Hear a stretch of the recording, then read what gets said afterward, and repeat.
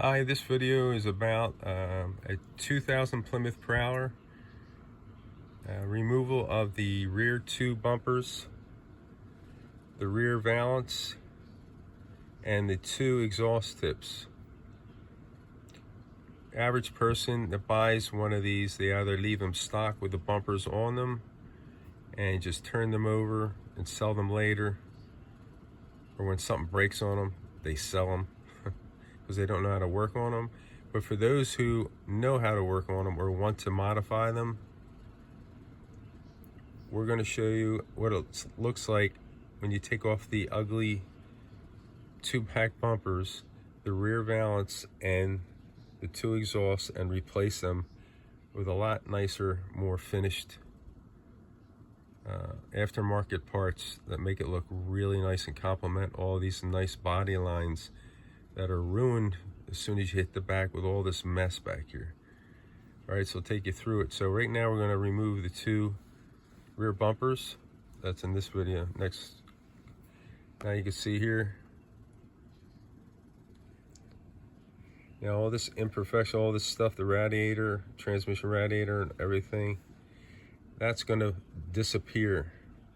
We're going to take this off next, the rear valance and the two exhaust tips we're going to take off, and we're going to cut the exhaust tips 2 inches from the hangers here towards us, both of those off, and then this off. Now to take the valance off, you have to remove the deck lid.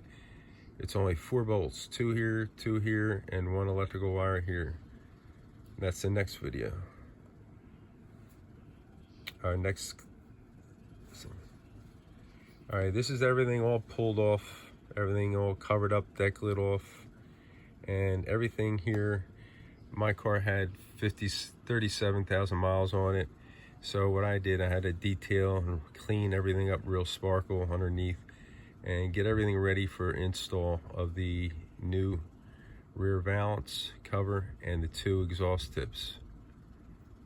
Okay, I'll show you in the next video.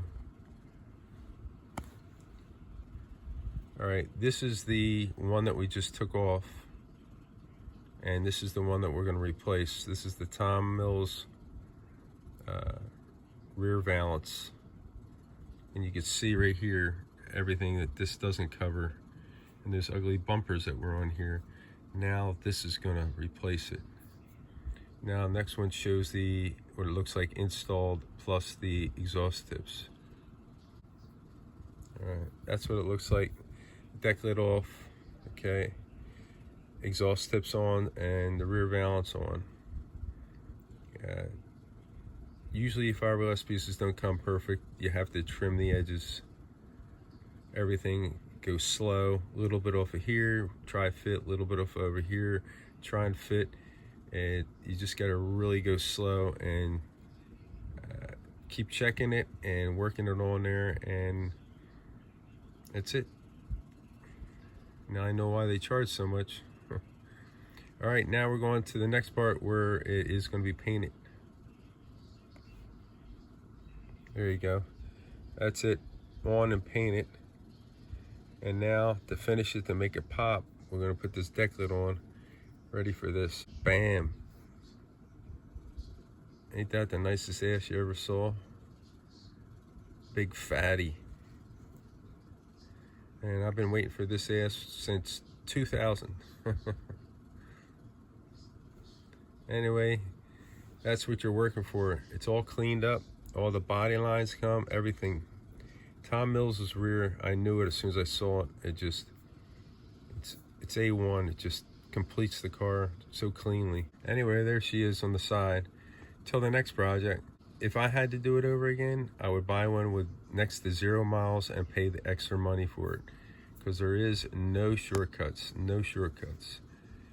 because I got mine and I'm like perfection, and I got it for cheap and thought I got a deal, and here I'm redoing everything from the front all the way to the back. The speakers, both door regulators, all the speakers, everything under the hood, the insulation in the hood. All these rims right now, my whole car is up on jack stands, and for the last over 2 months, all my rims are out being re-chromed in California chrome, and it's part of it. And everything I went through, I don't recommend it unless you really love the car like I do.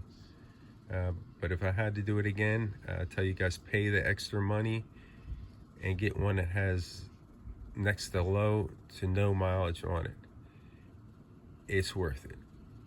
Okay. Also, my next two projects to finish my car is I'm waiting for the Viper side panels. These are coming off with only 3 bolts. They come off, and they pop right off, and they have the Viper side panels. They look real, makes it look aggressive. And then the doors here, you get the from VDI, Vertical Doors Incorporated in California. They have the hinges you install here. If you install it, it's going to cost you $1,100 in your time. If somebody else installs it, you're looking at over $4,000. They travel to you. But anyway, that's it.